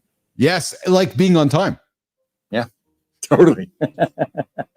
Not to you, just generally being on time takes no account. I know. Yeah. Yeah, there you go. All right, Jimmy, let's get AJ out of here. We're going to do a reset this morning on Mornings in the Lab with Keith and friends. We're going to get Zeglin out of the lab here. I'm having a little technical difficulties here on my interneters. I have no idea what is happening with my situation, except I think you guys can hear me fine. We got AJ out here. I seem to be frozen on this screen over here. AJ, I'm sorry, Jimmy, it just might be one of those days today, brother, where we're having some spiders in the system that are giving us some grief. Although the funny thing is that I see myself very well over here. But to those of you that to anybody else, I am seeing at nothing except for stuttering. So that's the good. Then Jimmy says I'm good on live, so that's all that counts. Jimmy, the crazy thing is that when we added people to the feed, it got all choppy. So I don't know if that's on my side, the StreamYard side, the powerful internet that makes the world work, or if it was just an issue with today's situation. I don't know. Bernard, I'm glad that you heard everything on fine on my side, which makes me extremely happy. All right, guys, I'm going to do something here. I'm going to make it sound like this here. Jim, I got to take a quick little break and do this. Guys, we're not just running a show. No, baby. We're building a movement for all men over the planet. All men. Yep. Starts in the morning. And the Mornings in the Lab YouTube membership is how you become part of it. It starts at just $2.99 US a month and goes up to $14.99 if you want to go all in. Not to pad our wallets, guys. No, not at all. But to build the business, grow the team, and pour more value back into you, our community. We're working on serious member-only perks, tools, access, real support to help you live your best, baby, your best fucking life. True story. Yeah, Jimmy, I'm sorry, Maddie, I think the gremlins are out. And, guys, coming up on Friday, free for all Fridays. You could be right here on stage with us. So, maybe you want to come join the show. Don't just watch the show. Come join. Come have conversation. Help us build what comes next. I invite you. Hit that join button, fellas. Come join the conversation. Come join live. Come hang out with us. And get after daily here on Mornings in the Lab with Keith and friends like I know you all do. I appreciate every single one of you. And of course, guys, we got the Morning Store launched. The Morning.store.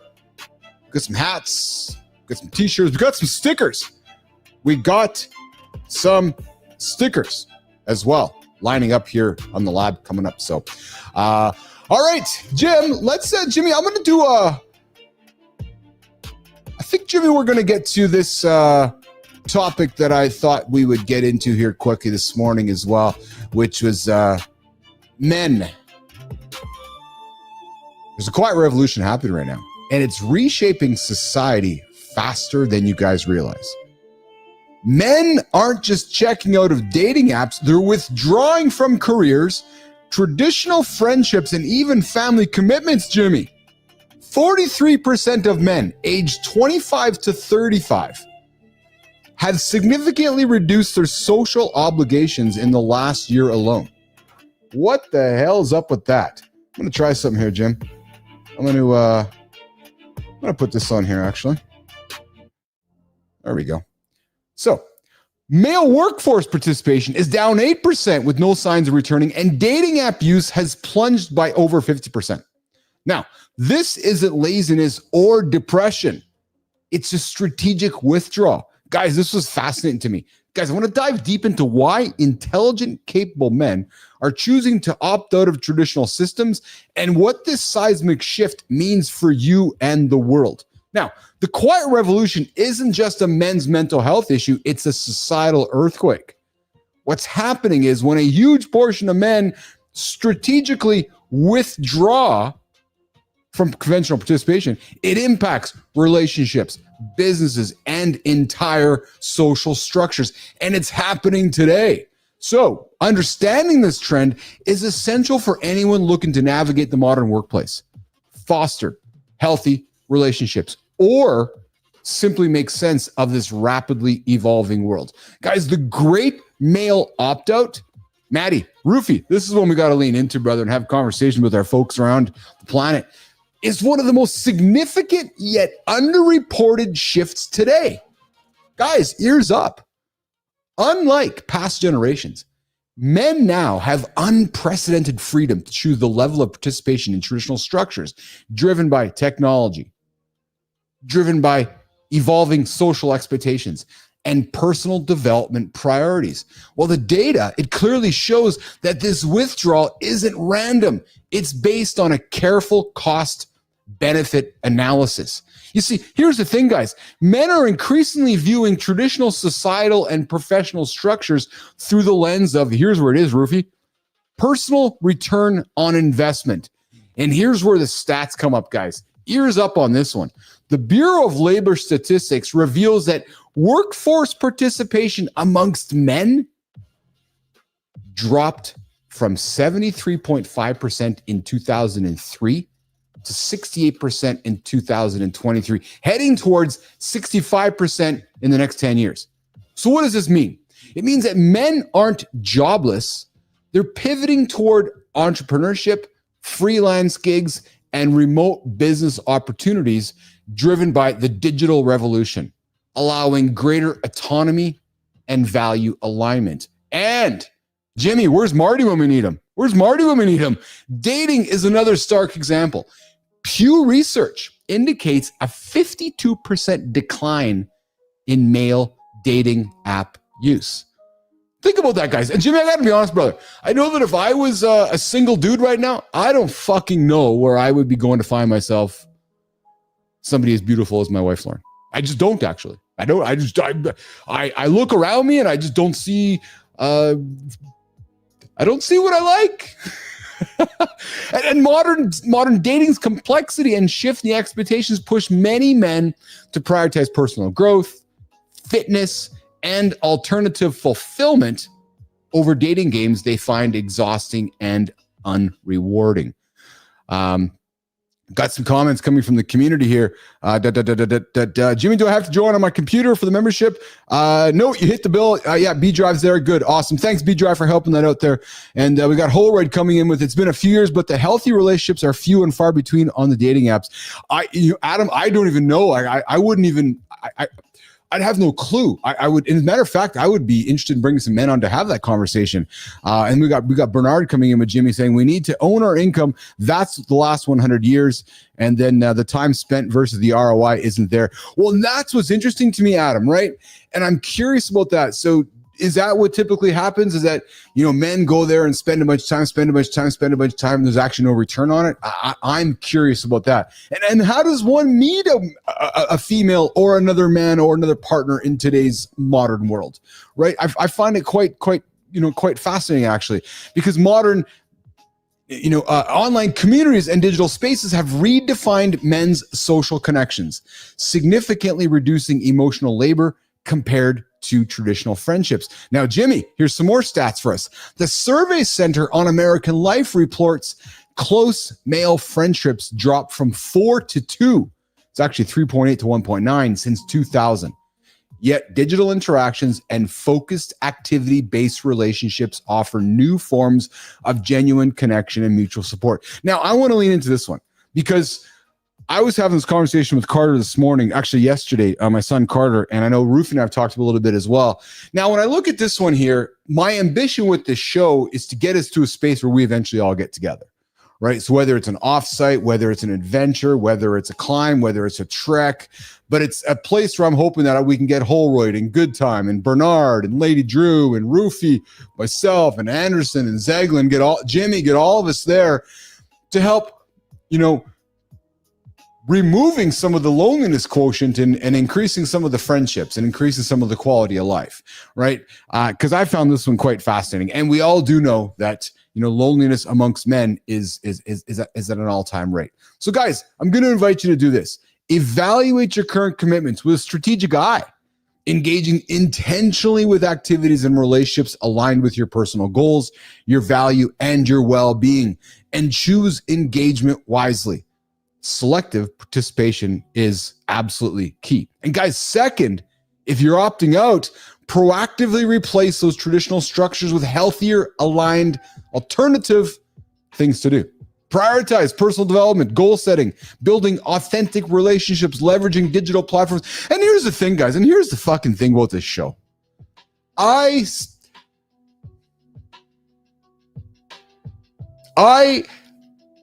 This show isn't about me. Okay, my name's on the title. I put my name on the title to get this thing started. The show is about bringing us all together. It's really about bringing us all together, right? So the vision and the goal here is to bring us together frequently, and we do it every single morning on this show. But then ultimately bringing us to a space where we can have real human relationships over time, right? Using these digital platforms to connect us, using our morning routines to help us encourage to make good choices, and then go about it against the next day, right? To increase our productivity, to increase our fitness, to increase our emotional well-being. And I got to think, guys, that you guys that are hanging out with me on a daily basis, we're all going there on a daily basis, right? We're getting emotionally stronger, right? We're getting physically stronger, right? We're getting more coordinated by some of the things we talk about. So I'm all about, asking yourself this, honestly. How many of the current commitments generally, guys, ask yourself this. And I think Adam Holroyd even talked about it, which was, the time spent versus the ROI. But how many of those current commitments that you're generally in right now are serving you, and not serving you in a servant way, but serving you versus how many are obligations born out of habit or social expectation? Here's one for you guys. How many of your relationships are family, but they're only that because they're family? Do you know the ones I'm talking about? You see them 3-4 times a year, yet because they're family, there's this societal familial obligation to it. Maybe some of those you're saying no to. So, and if you allowed yourself to selectively engage only in what truly adds value, you've heard John talk about it all the time. Don't be afraid to say no. How would your life transform if you spent more time to the yeses that really moved your life forward? So men, you have every right to define your life and participate on your own terms. Opting out isn't just about giving up. It's empowering yourself through intentional, authentic living. And I hope that's what you're getting out of this show on a daily basis. True, authentic, daily living. And refusing to waste energy in systems that don't serve your true self. I talked to somebody yesterday, Matthew Roof, and I heard a comment which was, I want more of that kind of person. And I know why that comment came, because that person keeps showing up in the show here every single day.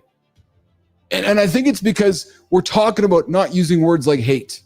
We're talking about reframing conversations around ideas of removing someday, one day, or yet from the dictionary. So encouraging you guys to live boldly, live strategically, and frankly, live unapologetically. So Jimmy, there's my sermon. There's my sermon, guys, about guys that are checking out.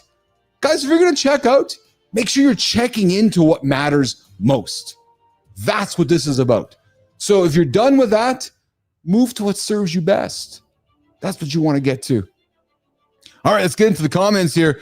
B-Drive, Bernard's down. I know you're down, Bernard. We're going to get after it. We just may stay in Canada. Maybe we'll go see Brophy in Calgary.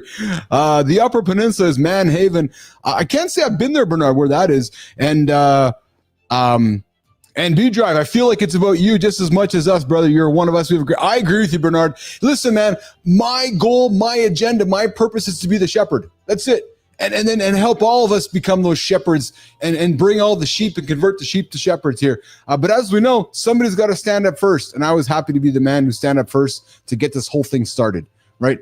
What we're starting, mornings in the lab with Keith and friends. All right, Jim, coming to the bottom of the hour, we are going to move over into the community corner. Yes, good time. You update that passport, brother. Yeah, baby. Oh, man, I love it. I love you guys' energy. You guys feed me. You guys are the ones that fuel me. When I go to bed at night, it's because I'm knowing I'm waking up to hang with all you guys in the morning. All right, Jim, I know the audio is loud there, Jim, so I got to tune it down. We're going to move the conversation over to the community corner. Muscles, weirdos, and quiet wins. Really, Jimmy? A morning conversation for men. 1, 2, 3, 4, 5. Thanks, Jim. I got it down to 5. Bernard, the party's at your house. Host with the most. Yes.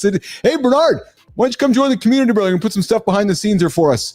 But guys, let's get after it and let's do this. If we filmed your morning for 24 hours, would it match the man you say? Oh, I like this one. Would it match the man you say you are? Roofie, if I filmed your morning for 24 hours, I'm looking at you, brother. I'm looking at you, brother.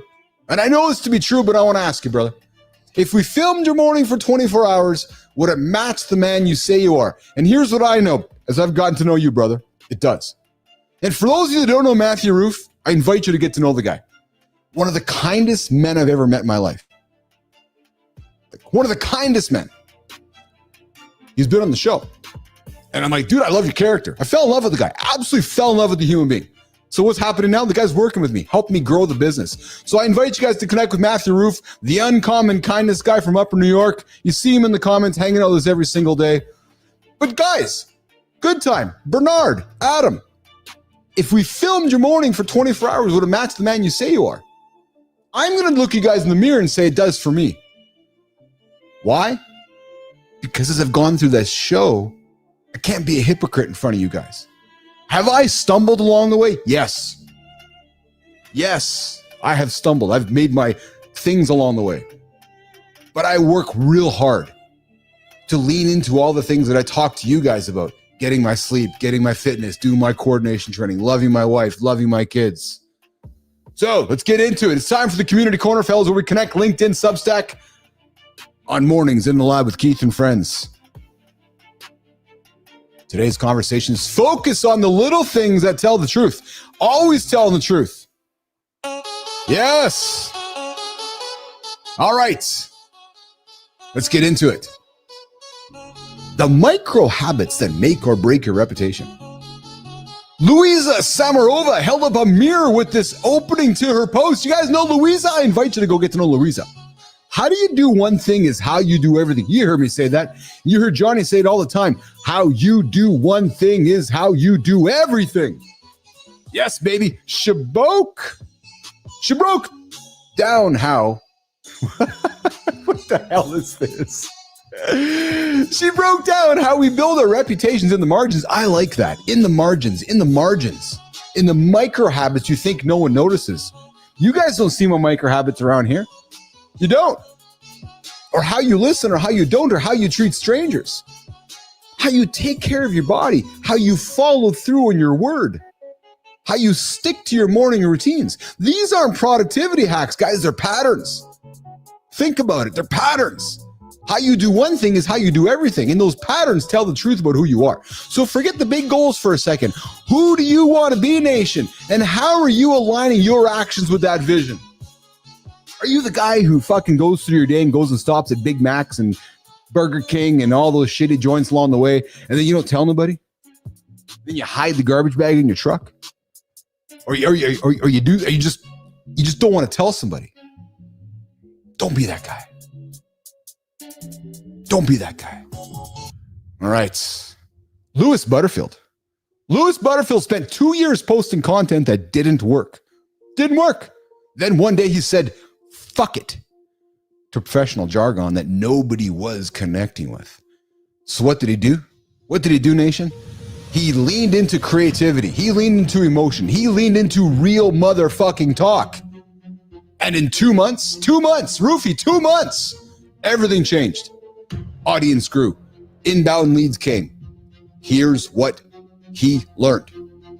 Guys, let your weirdness show. We talk about it all the time here about being authentic. Dude, I'm the weirdest fucker you've met. Johnny's even weirder than I am. Forget the follower count. You want to know who's weird? Matthew Roof. One of the fucking weirdest guy I've ever met, but full of love. Forget the follow count and focus on connecting with your audience, you guys. That's the magic. You all want to know what the magic is with growing my brand? Being me, being real, moving towards discomfort, walking towards failure, falling down, getting up again. That's where the growth is. It turns out you can be creative and get paid, but you got to do one thing. You got to commit. This isn't just morning motivation, you guys. It's a challenge to every guy hiding behind that professional tone. Stop. Be real. Be bold. And be willing to fail your way into something better. Why wouldn't you? Why wouldn't you? Why wouldn't you? Why fucking wouldn't you? All right, your environment is your secret weapon. Ha! Or just like Superman's kryptonite. Let's go. Sean Willer's laid it out with no fluff. No fluff, baby. Most men say they want to change until the weekend hits. You know, are you that guy? Yeah, I'm getting after it Monday to Friday, the weekend's here. Pfft, really? I'll get back to it on Monday again. Stop the bullshit. Then you fall right back into the same pattern, same people, same habits, same outcomes. Well, Sean Willers says it's not your willpower that's broken. It's your surroundings. Oh, there's a drop, Jimmy. There's a drop. Your surroundings? Oh, what do you mean I got to get rid of my friends? What do you mean I got to get rid of my family? Well, fuck, if your surroundings are holding you back, maybe the answer is yes. Have you asked that question to yourself? Who's holding you back? Is it your own mirror, or is it your partners? Is it your friends? Is it your family? Is it your work? That's the question you have to ask yourself. If you want an exceptional life, hang out with exceptional humans. Period. It's not complicated. Guys, stop reaching for fucking excuses.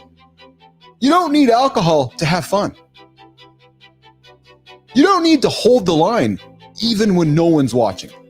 When you're around that energy, you raise your own bar without even trying. So if you're stuck, ask the real fucking question. Do the people around you make it easier or harder to stay disciplined? You know. And ask yourself this. What are you willing to do about it if they make it harder? And here's an invite. You need some friends? Come hang out on the show. Come hang out with myself and Lady Drew and Matthew Roof. Good time. Sarcastic Hole. B-Drive. Come hang out with us. That'll be the positive energy you need. Get rid of the old, welcome in the new. Welcome. Mornings in the lab with Keith and friends. That's what you want.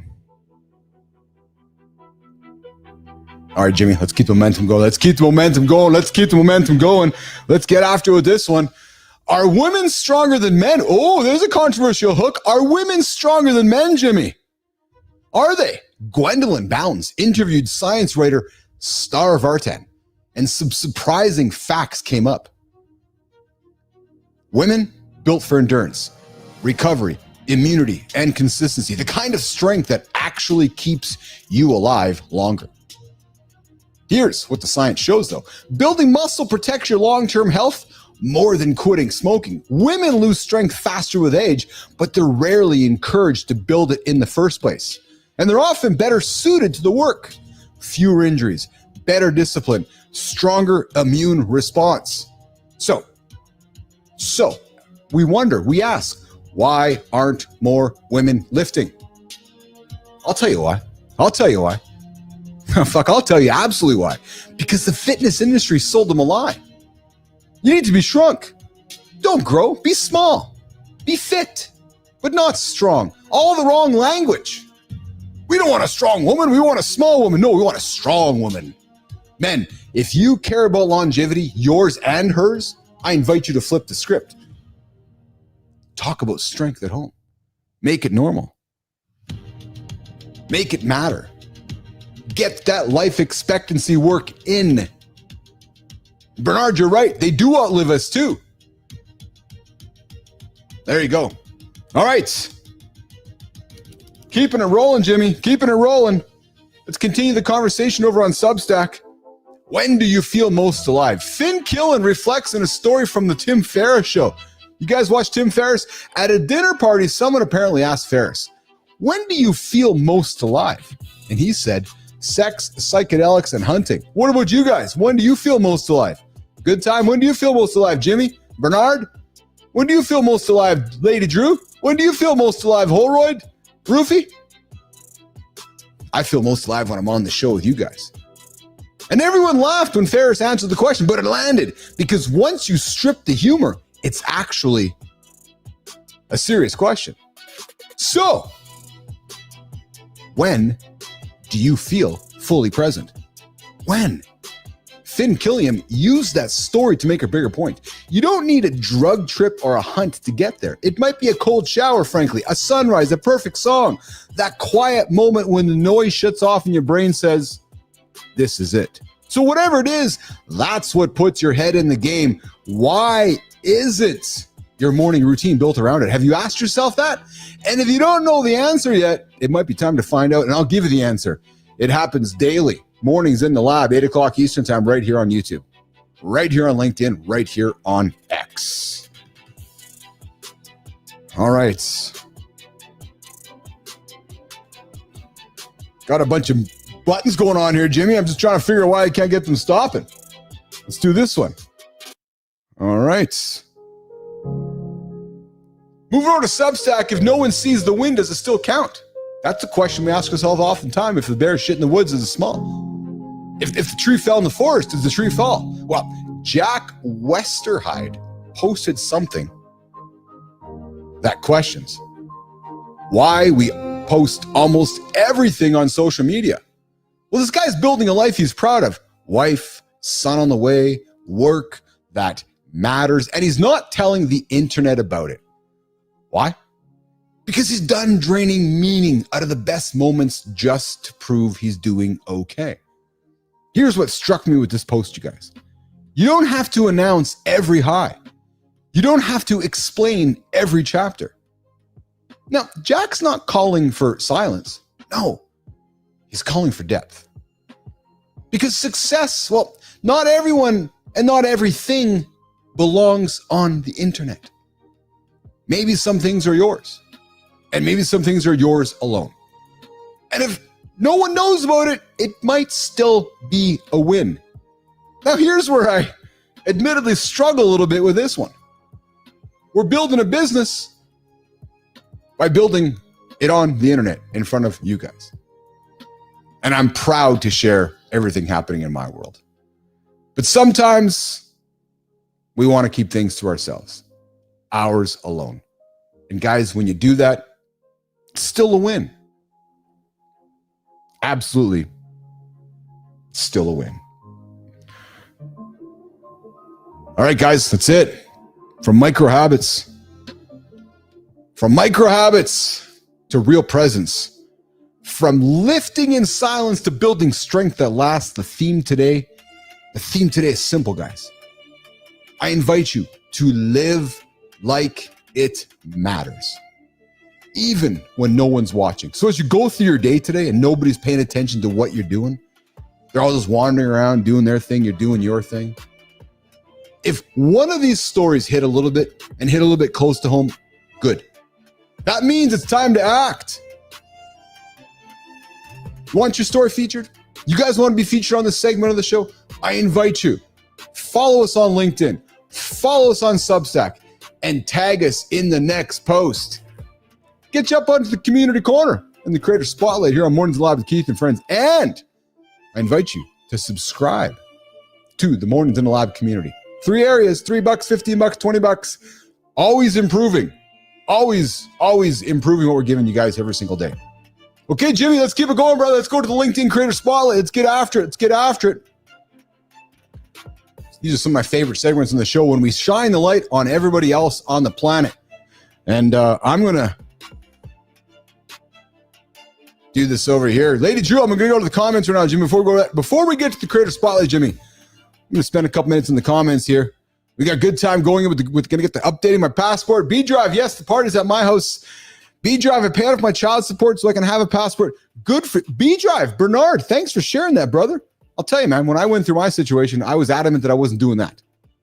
And I was able to not do that. I took care of everybody, but I was adamant that I wasn't doing that part. Nope. Yeah, B-Drive comes in with authenticity. One day at a time is what counts. If you don't fail, you didn't try. And I love that we are all drinking that Kool-Aid. I love it. You guys are all drinking it, right? We're drinking the failure Kool-Aid. Roofie, we're building a community of encouraged failure. And you know why that is? Because encouraged failure means inevitable success. Yeah, you heard me say that. Yeah, there's the quote for you. Encouraged failure equals inevitable success. It's a fucking true story right there. B-Drive coming in. They outlive us. Yes, our lovely partners always outlive us. And when 100 bees sting you at the same time, you feel pretty alive. Dude, it was over 20 years total. B-Drive, did you guys stung 100 times in over 20 years? What would happen if you got stung 100 times at once? I'm kind of curious about that would happen. I really am. So, all right, let's Jimmy, let's move over to the creator spotlight. We're going to start on LinkedIn here. I'm going to bring some tunes up on the screen here. I'm just going to try some. We'll try this here. Jimmy, I see your comments there. I don't know. I don't know what's. I didn't see anything come in the feeds here, so I'm going to pivot our conversation at the moment here to. There we go. All right. You know that guy at work who's had 3 cups of coffee before your alarm even goes off? You know that guy? Now, imagine if that guy also made you laugh, taught you something about psychology, and helped you rethink your career all before you finished your first step. Imagine that guy. He's full of energy, right? That's exactly what this creator does. He's taken something as simple as a love for coffee. Oh man, I love coffee. And turned it into a full-blown masterclass on human behavior, creativity, and community building. Yeah, there's a true story there. His feed, funny, insightful, and it doesn't try to impress you with fluff. It meets you where you are and brings the joy back to your scroll. He's built an audience of professionals who don't want another LinkedIn guru. They want someone real.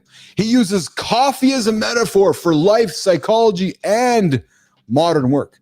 He breaks down how people actually think, not how we wish they did. And he does it all without sounding like he's trying too hard. His name?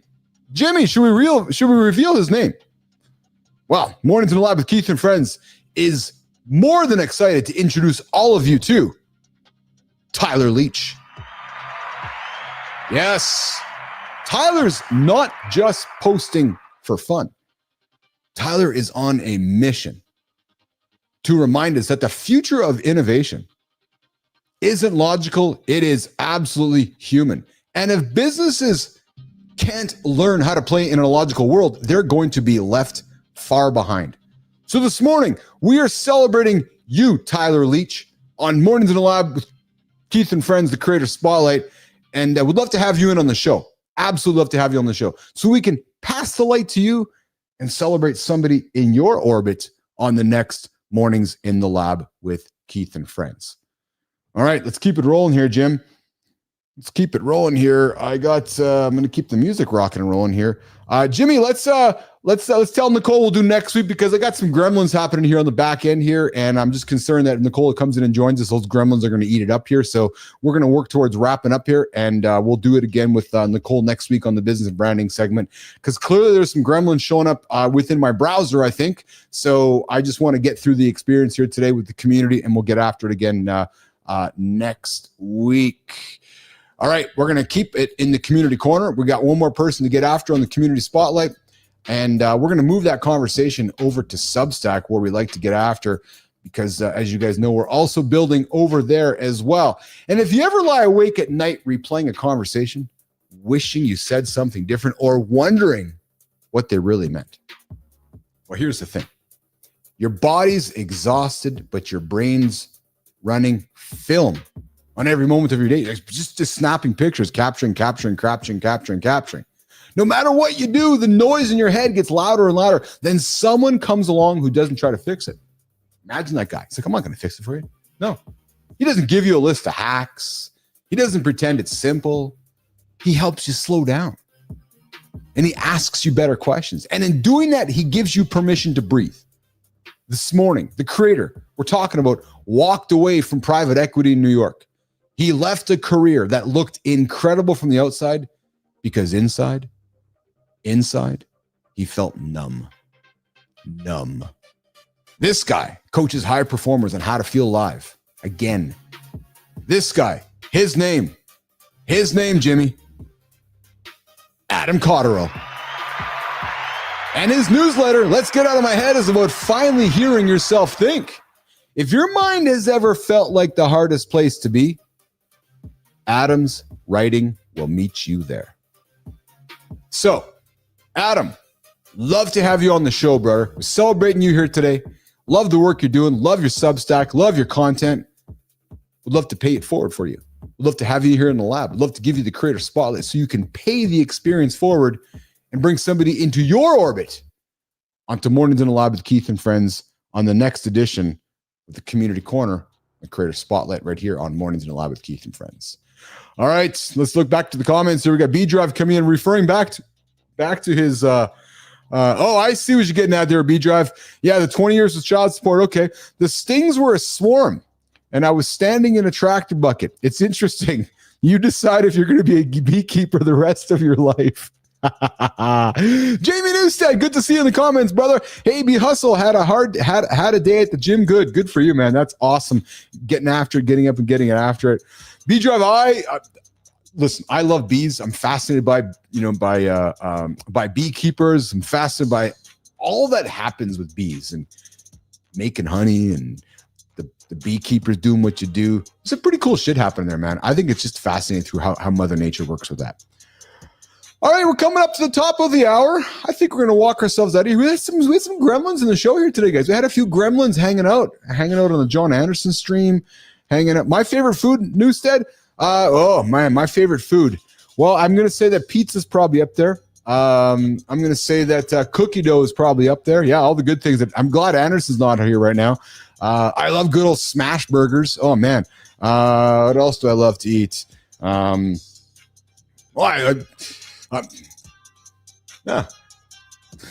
What's your favorite food, Newstead? I like to eat a lot of things. I like eating when life expectancy work is involved too. You guys can read between the lines on that one. Hey, Jimmy. I like eating when that situation is unraveling around me. Yeah, a little bit of life expectancy work. All right. Jimmy's frantically typing in the window. They're going, oh yeah, there you go.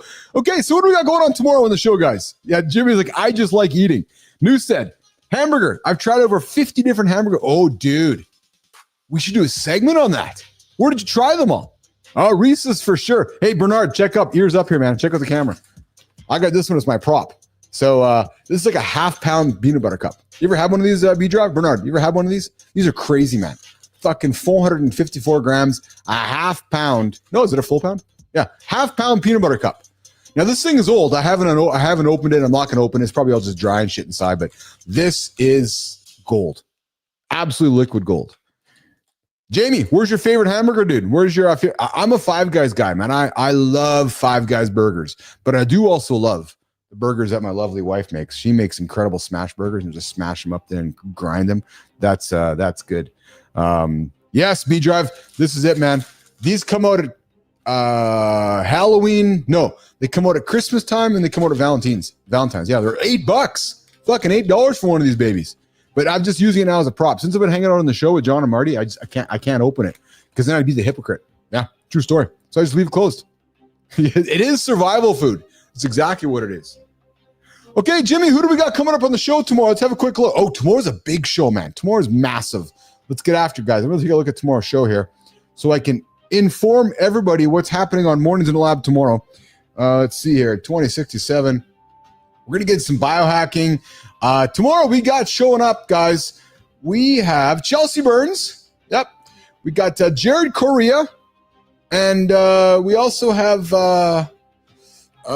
somebody else showing up too. Jimmy's going to get the name for us. I know we have somebody else showing up too. We got a few guests coming. Yes, we also have, thanks, Jimmy. We got Chelsea Burns, Jared Correa, and Julie Furman. Cupid's coach. Relationship stuff coming up here on tomorrow's show. Guys, we're building out 2 more hours of the show here at Mornings Lab with Keith and Friends, getting after hours 2 and hour after hours 3 and 4. Let me share something that's going on behind the kimono here with you guys in a couple minutes. Getting back to the comments here is we got Jamie Newstead. My favorite hamburger is called Easy's Hamburgers. It's in a train carriage with graffiti.